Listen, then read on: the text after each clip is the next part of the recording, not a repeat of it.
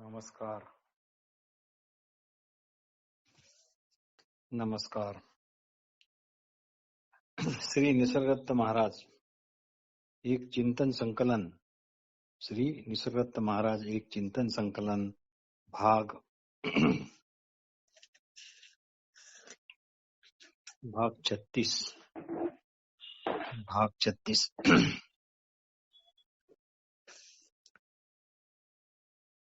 श्री निसर्गदत्त महाराजांना एकाने असा प्रश्न विचारला की निसर्ग लाखो करोडो जीवांना ठार मारतो. एखादी रोगराईची साथ, भीषण भूकंप, ज्वालामुखीचा स्फोट किंवा जंगलात अचानक लागलेल्या आगी, अशा तऱ्हेने अनेक लोक मृत्युमुखी पडतात. पण प्रश्नकर्ता म्हणतो मला त्याची भीती वाटत नाही, कारण तशा घटनेत अनर्थ आणि रहस्य हे जरी गुप्त असले तरी त्यात क्रूरता नसते. पण मानव निर्मित जी हत्या होते, जो संहार होतो, जो नाश होतो, त्यांना मी मात्र फारच घाबरतो. निसर्गकृत निर्मिती आणि नाश यात भव्यता आहे. निसर्गकृत निर्मिती आणि नाश या दोघांमध्ये पण भव्यता आहे. किंबहुना आपण असेही म्हणू शकतो की त्यात दिव्यता सुद्धा आहे, कारण ते जर नसतं तर जग राहायच्या लायक झालं नसतं. पण मानवाच्या कृतीत मात्र कमालीचा नीचपणा आणि वेडेपणा असतो. आपल्याला काय वाटते? श्री निसर्गदत्त महाराज म्हणाले, ठीक आहे, तर दुःख आणि मृत्यू ही तुमची समस्या नसून त्याच्या मुळाशी असलेला नीचपणा किंवा वेडेपणा किंवा अघोरीपणा याबद्दलच तुम्हाला प्रश्न पडलाय. हा नीचपणा, वेडेपणा, अघोरपणा आला कुठून? हा निश्चितच बुद्धीच्या गैरवापरामुळे तर हा आला नाही ना. याचा आपल्याला शोध घ्यावा लागेल. बुद्धीचा यथार्थ उपयोग करणाऱ्या मनुष्याला निसर्गाचे किंवा सत्यतेचे समग्र भांडार हे नेहमीच खुले असते. प्रश्नकर्ता, बुद्धीचा योग्य वापर तुम्ही जो म्हणालात, यथार्थ उपयोग, ते नेमके काय? यावर श्री निसर्गदत्त महाराज म्हणाले, भय आणि हव्यास यामुळे बुद्धीचा गैरवापर होतो. अनंत काळपर्यंत तुम्ही सत्य, प्रेम, बुद्धी आणि शुभेच्छा यांचा शोध दुसरीकडे घेत राहिलेला आहे. देव आणि मानव यांच्या विनवण्या करण्यात तुम्ही व्यर्थ वेळ घालविला आहे. देव आणि मानव यांच्या विनवण्या करण्यात तुम्ही व्यर्थ वेळ आणि परिश्रम घालवले आहेत. पण तुम्ही खरंच स्वतःच्या ठायी सर्व शोध घेतला पाहिजे होता. म्हणून आता तरी स्वतःपासून सुरुवात ताबडतोब करा. हाच एक कठोर सिद्धांत आहे. हाच एक रामबाण इलाज आहे.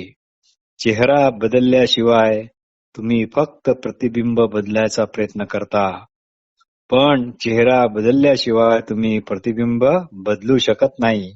अगोदर हे पक्के जाणा की तुमचे जग तुमचे स्वतःचेच प्रतिबिंब आहे. म्हणून उगाच प्रतिबिंबाला दोष देत बसू नका.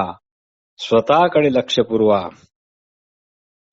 मानसिक व भावनिक दृष्टीने स्वतःला नीट तपासा आणि स्वतःला नीट सुधारा. तुम्ही सामाजिक राजकीय सुधारणाबद्दल एवढे सतत बोलता. सुधारणा राहू द्या, पण सुधारणा करणाऱ्याकडे मात्र लक्ष पुरवा. सुधारणा करू असं कोण म्हणतो याचा शोध घ्या.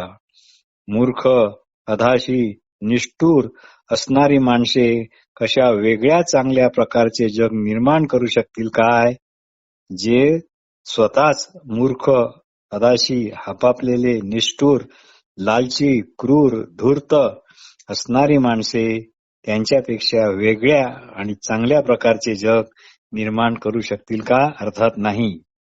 तात्पर्य, स्वतःला बदलल्याखेरीज तुम्ही जग बदलू शकत नाही. प्रत्येक माणसाला पकडून आणून बदलण्याची मुळीच गरज नाही आणि तसे करणे सुद्धा शक्यच नाही. पण तुम्ही मात्र स्वतःला निश्चित बदलू शकता. चित्र बदलण्यासाठी तुम्ही फक्त मूळ फिल्मच बदलत राहता. चित्र बदलण्यासाठी तुम्ही फक्त मूळ फिल्मच बदलत राहता.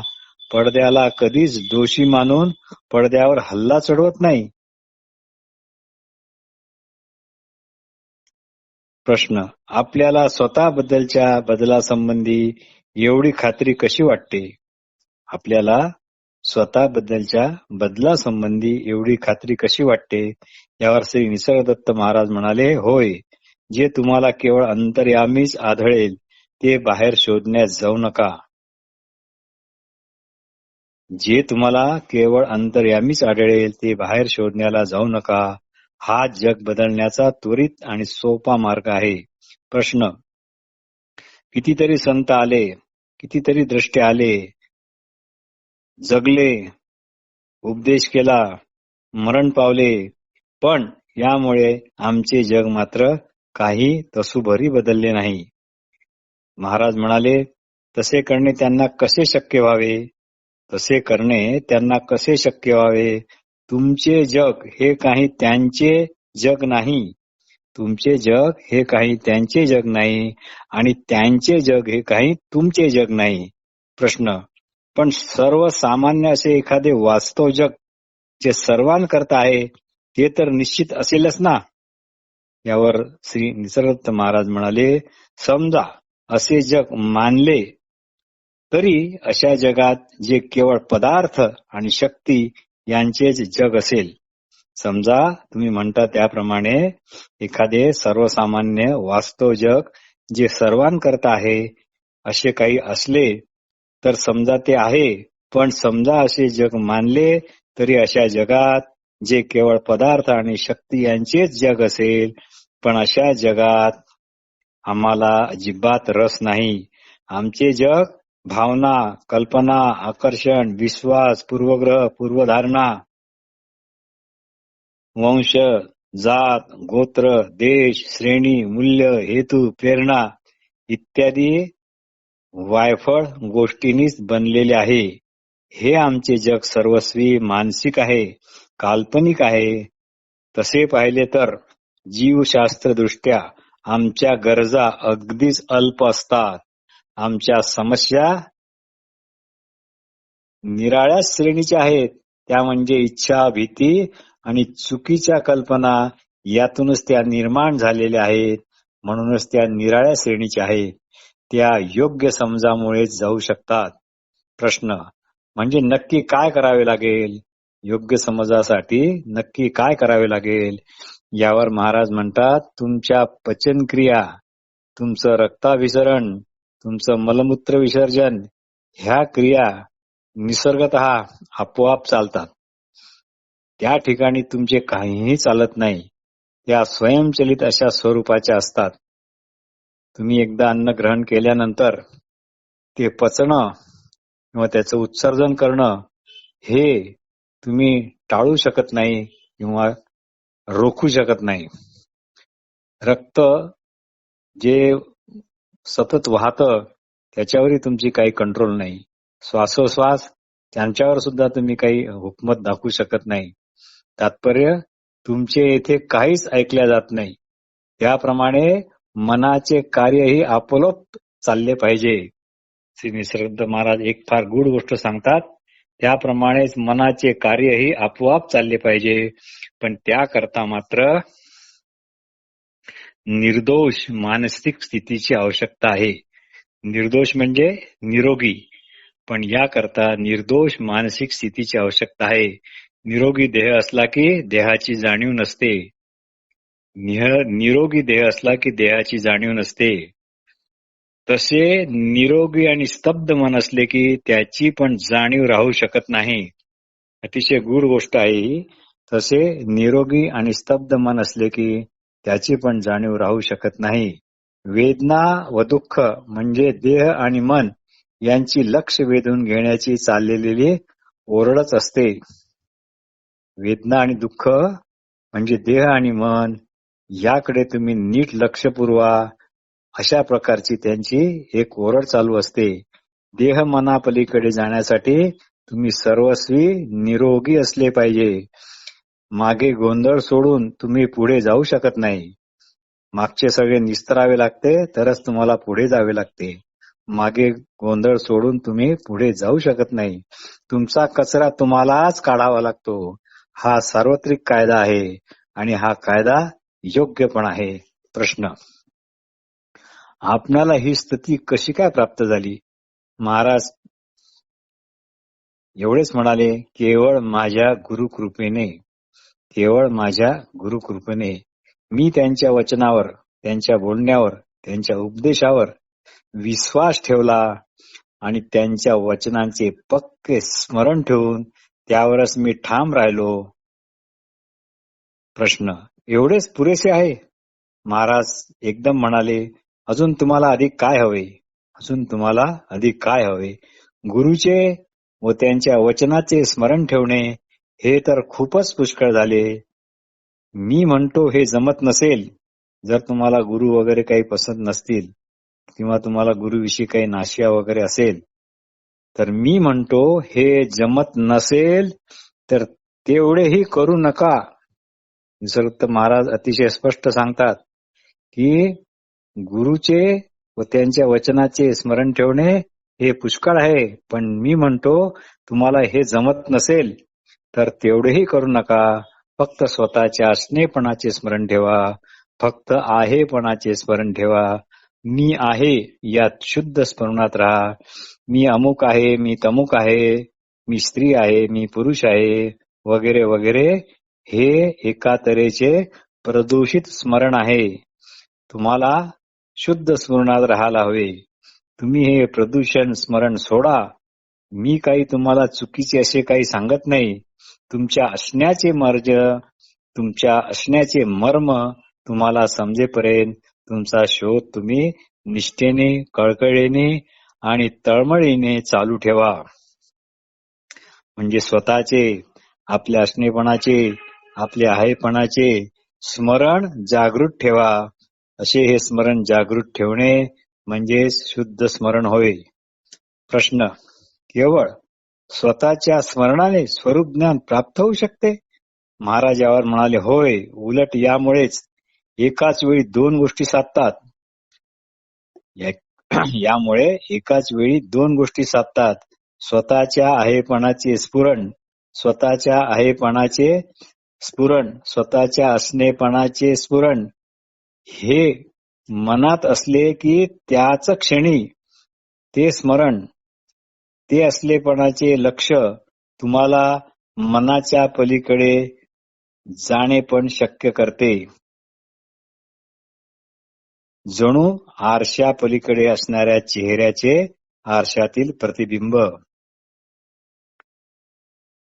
प्रश्न: ठीक आहे, इतके सांगण्याचा तुमचा हेतू आहे तरी काय? महाराज यावर म्हणाले, दुसऱ्यांना सुखी करण्यासाठी प्रथम दुसऱ्यांना सुखी करण्यासाठी प्रथम स्वतः सुखी होण्याकरता मी हा प्रयत्न करत आहे. प्रश्न: दुसरी आपापली काळजी घेतील ना? महाराज म्हणाले, साहेब, तुम्ही आम्ही काही वेगळे नाही. जे सुख तुम्हाला विभागून देता येत नाही ते समजा की ते निश्चित बनावट आहे, नकली आहे. जे सुख तुम्हाला विभागून देता येत नाही ते समजा की निश्चित बनावट आहे, नकली आहे. जे विभागून देता आणि घेता येते, जे विभागून देता आणि घेताही येते तेच श्रेष्ठ आणि इष्ट असते. प्रश्न: बरोबर आहे, पण एकदम गुरुचीच आवश्यकता आहे काय? आपण तेच मला आता जे सांगता त्यामुळे आपण काही माझे गुरु होत नाही. महाराज यावर म्हणाले, अहो, इथे व्यक्तिपूजेचा काही प्रश्नच नाही. जीवन हाच सद्गुरू आहे. निदान त्याने दिलेल्या धड्याकडे तरी तुम्ही लक्ष ठेवा ना. जेव्हा तुम्ही असे शिकता तेव्हा ते अंतरंगातून येते, तेव्हा तो गुरु तुमच्यातच असतो. मग तुमच्या बाह्य आणि आंतरिक गुरावर तुम्ही विश्वास ठेवा अगर नका ठेवू. त्याच्या शिकवणीविषयी मात्र अचंबा वाटू द्या, त्यात सर्वस्व ओता.